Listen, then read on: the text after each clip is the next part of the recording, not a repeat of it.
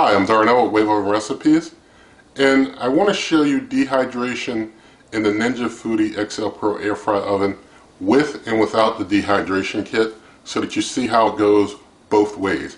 And so let's get started right now. I just want to give you a view of what I'm working with here. I've got some strawberries which have been cleaned and dried so that they're really dry on the exterior.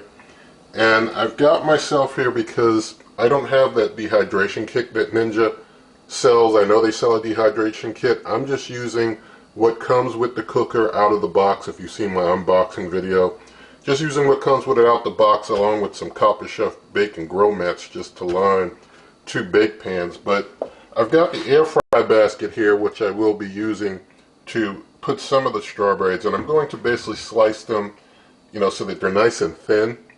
And going to be laying them out, lay some out on this air fry basket. I'll put the air fry basket up on the highest rack level, and I have a rack on the level just beneath it. I'll put this bake pan that is lined with some more on that rack, and then I have another one, and I'll put that on the lowest rack level so that there's some degree of separation, but it's going to be kind of tight with all that in there. But I'm going to basically start getting things all sliced up and all loaded up, and I'll bring you on back.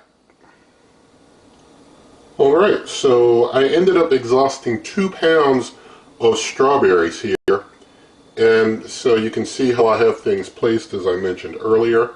And for you who are new to this channel, I am very familiar with dehydrating. I know some of you who are new to this channel may be thinking, well, it's not going to dehydrate right if you don't have good airflow for the fruit and all that good stuff. I'm very familiar with dehydrating. You can look through more of this channel. But for you who are long-time viewers of this channel, you know I break rules and I kind of enjoy it. So basically, I don't see rules. I just do my own thing. And so what I'm doing here, I'm going to see how it works out using what comes with the cooker and dehydrating as much as possible with what comes with the cooker. So lining the bake pans, having the air fry basket to dehydrate a level, going to basically use these things and do it like this and see how effectively we can get things dehydrated like this. And so with all that said, I'm closing up and I'm turning the cooker on. And I am going to the dehydrate option, so going back to dehydrate, and I'm going to bring the temp, I guess I could bring it down to like 125 and let it go for some hours, but because of the setup that I have, I'll go with their default of basically 150. I'm going to hit the 2 rack button, even though I'm using 3 racks. And so they recommend using racks 4, 2, and basically 4 and 2, but I'm using racks 4, 3, and 1 because I've got so much. And so they default to 6 hours. I don't know how long this will take, but I'm just going to try their defaults. I normally for strawberries would probably bring it down to 125. Like I said, I've got so much. I'm going to try it with a little bit of a warmer setting and see how things work out. I'm going to hit start. I'm just going to let this run for a while and, bring you on back sometime later. Alright, so the dehydration process has been going for 3 hours strong at 150 degrees Fahrenheit. And I hope that maybe you can see when I turn the light on that there is a good bit of dehydration that's been happening on these strawberries. And I want to open up now just to kind of see what's going on in there and to get a closer look.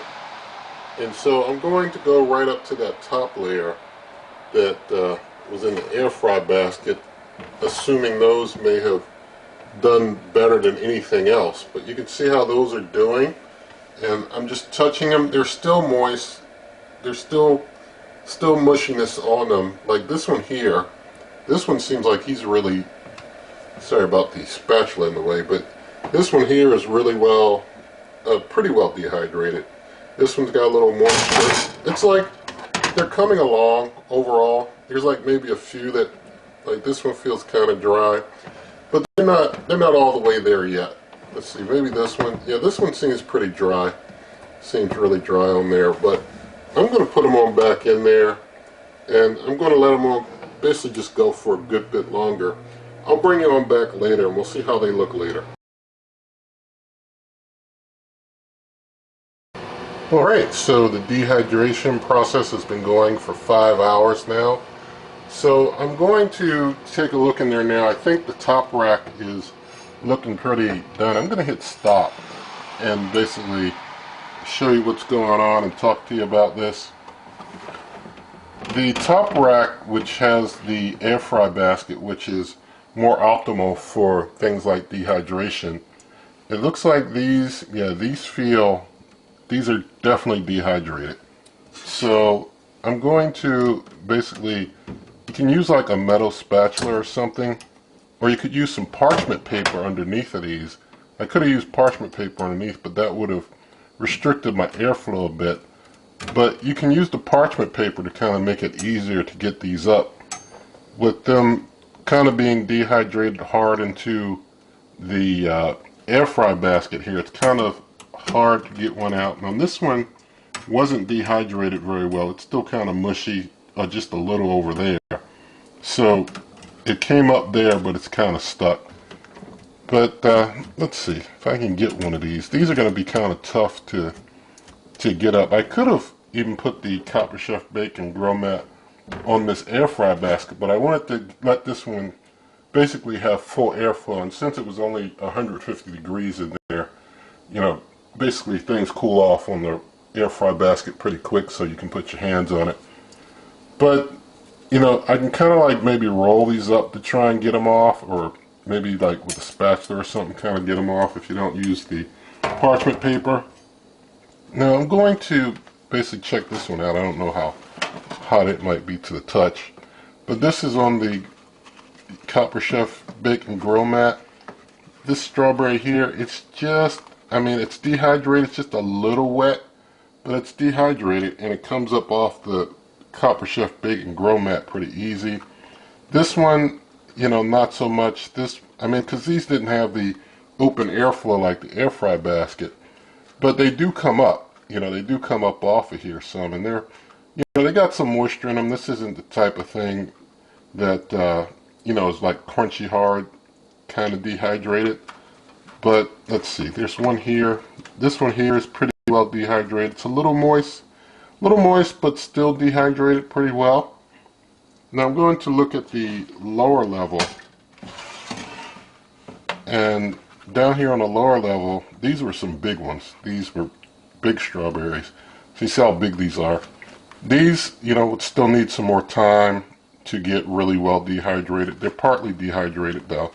So they're somewhat dehydrated, you know, to some degree. They are dehydrated to some degree. They're just not, you know, crispy kind of dehydrated. So basically that's how it goes with dehydration in the Ninja Foodi. You know, you probably want to use something like the air fry basket and put some parchment paper down on it so that it's easy to remove. But if you do something like using the bake pan, you're going to get things dehydrated some, but not as much. But you can do it. It's just not going to be as dehydrated as with, you know, if you're using the air fry basket. Now, like I said, they do make the dehydration accessory that you can use if you want to get the dehydration accessories, and that would probably, you know, help you to be able to have the dehydration of a lot of stuff. Alright, so here's the Ninja Foodi Dehydrating Kit, and you know, they say it's made for the Ninja Foodi XL Pro air fry ovens. And so if you want to try and use it for something else, I can't answer your question because I do not know. But I'm going to just do a quickie unbox with you here, just so you see how things come out and what's in there. So this is all that comes in there. These things here, and so I'm going to just get this plastic off of things. Alright, so Basically, they give you two of these kits so you can have like 4 levels of dehydration, and they come with instructions for how to use the dehydration kit. And so basically what you seem to need to do is you can basically, like, let me put this over here, you can load up this part, and then after you load it up you can put this one kind of in there like that in the grooves, and you can load up the other one, and you can do the same for this one as well. You want to have it turned over this way, and you load it up, you know, one part down there, and then you load up that part there. So you've got, all together you can have like 4 levels of dehydrating going on. And of course you clean them off before you use them, but just going to show you how they go in real quick. Basically, the first one, if you're using both of them at the same time, the first one you put on level 3. So I take this one here, I put it on rack level 3, like so. And the other one I put on rack level 1. I wanted to make sure that I had those in there right, on the right rack there. So on rack level 1, just like that. So you use rack levels 3 and 1. If you're only using 1, then you use rack level 3. You put your second one down lower on 1, and you can do your dehydrating like that. Now, somebody's going to ask, are you able to put in a, you know, load it up with 4 at the same time? Let's see. I didn't get, you know, enough to do that, you know, to have 8 layers at the same time. Basically, if you're having 4 kits. But it looks like you can put, you know, one on layer 1 and layer 2. I don't think they've built things for you to do 8 layers. They built it so that, you know, you could use 2 kits and have 4 layers. So you do 8, you know, you're going outside of their prescribed norms for, you know, anything that they put in instructions, basically. So here, you know, I've got level 1, level 2, and let's see, I'm able to do level 2 and level 3 without, you know, anything bumping or anything. And then if I just take this one and I move it up to level 4, so I've got level 3 and level 4, I could conceivably, if I had 4 kits, do, you know, 4 kits and have 8 layers of dehydration going. But, you know, I've just got these, so this is what we'll go with here. Okay, so now it's time to try out the dehydration kit. And I've got myself a couple pounds of strawberries here, got myself about a pound of blueberries. What I'm going to do, I'm going to slice the strawberries thin, put them on about 3 racks of the dehydration kit. And the blueberries, what you have to do, you can't just take them right out the pack and start dehydrating them, or they won't dehydrate well. What you can do, you can prick each blueberry to open that skin while it's dehydrating, or I've been told you can run them in some like really hot water and then cold water, and that causes the skin to also break. I'm going to prick each of the blueberries, Lord willing, and try and load up 1 rack with blueberries. So I'll have 3 racks of strawberries, 1 rack of blueberries, and then I'll get them on in. So I'll bring them back once I have this all prepared and on the racks. And it might already all be in the cooker, because it might just be easier to stick it all in there once I've got it all set up. I'm not going to use parchment paper, even though parchment paper might help things to not stick. I'm going to see how it does with the dehydration kit without any parchment paper or anything, and so I'll bring you on back. Okay, so now I've got everything in, and basically I've got the blueberries there on this level, because then I can easily lift the strawberries off and take these strawberries out when they're done, because they're probably going to be done way before the blueberries. So closing things up, turning the cooker on, and we're going to go over to the dehydrate function, and I'm going to leave it at 150 degrees Fahrenheit, and I'm going to up the time out to the maximum amount of time that the cooker allows for dehydration, because those blueberries are going to need a lot of time. So here we are at the maximum time of 24 hours, and with that I'm going to hit start, and we'll let things run doing this dehydration until I see the strawberries are done, and then after I pull the strawberries, we'll just let the blueberries probably go overnight.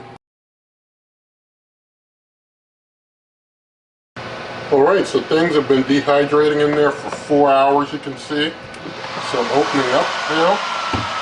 Gonna have a look at how things look in there. It seems like the strawberries are coming along pretty good. So I'm gonna go ahead and take this lower layer of strawberries out, and things cooking at just 150 aren't too hot. And let's see. These seem like these are well dehydrated. They are kind of well stuck into the rack here, but you know, with these, when they're dehydrated in, you can kind of press and rub on them, and you can kind of like get them lifted off. So like this one here is kind of stuck in there, but you know, with some work I can get it off. I kind of don't like using the parchment paper to put underneath because I feel the airflow helps with the time to dehydrate, but just want to show you there. You can hear that it's, you know, it's crisp. So, you know, this isn't freeze drying. You should very much keep in mind dehydration is not freeze drying. So you're not going to get things as dry as you would in a dehydration process, which is far more cumbersome and expensive to have done. It's not the type of thing people usually do at home. But dehydration can give you a good, you know, pretty good outcome if you want some dried fruit for just your general home use. And these are peeling off okay. It's not too much trouble. I'm able to, you know, some of them might be a little more stuck in than others, but you can get them up. You know, you put in a little, just a little effort, and even the ones that are a little stuck in there can come up. But basically the strawberries look like they're all done. So that's like 2 pounds of strawberry. That one's a little stuck, but I'll probably get that off later. You know, the strawberries took about 4 hours to dehydrate, and the blueberries, you know, they're going to need some more time. They're coming down some. Going to just leave them where they're at and close up and let them dehydrate overnight, and I'll bring you back and we'll see how they're looking later. Alright, we are coming into the final seconds of literally 24 hours of dehydration of these blueberries, and so going to go ahead and open up and we'll see what's going on in there. They look like they're well cooked, well dehydrated. They were only cooked at 150, so I can kind of touch that rack and it's not too hot. They are well dehydrated. I mean, they feel, you know, they're not like crisp, like cooked crisp, but they are dehydrated inside there. So I'm just kind of tasting one. Yeah, it's a well dehydrated strawberry. I mean, blueberry there. It's good. It's good. This I don't know if any of you remember back in the day when I did these, but I'll talk to you in a moment. I'm going to move the camera around. So I just wanted to take a couple and just show you, you know, they're, you know, real nicely dehydrated, but they're easy to chew.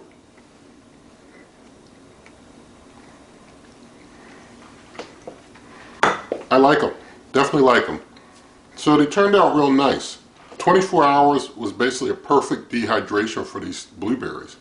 And I don't know, like I was saying, if some of you back in the day when I tried this with the, I think it was the Emerald Lagasse, or maybe the Power Air Fry 360, I did 20 hours of dehydration. I did like maybe 120 degrees Fahrenheit, but I didn't prick them.